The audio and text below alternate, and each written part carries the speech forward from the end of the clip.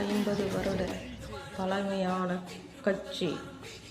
இன்று வரும் கட்சிகள் எல்லாம் ஒன்றும் அதை செய்ய முடியாது என்று கூறுவதற்கு முக்கிய காரணம் அவர்கள் மக்களுக்காக செய்த நல்ல விஷயங்கள் மட்டும் இல்லை.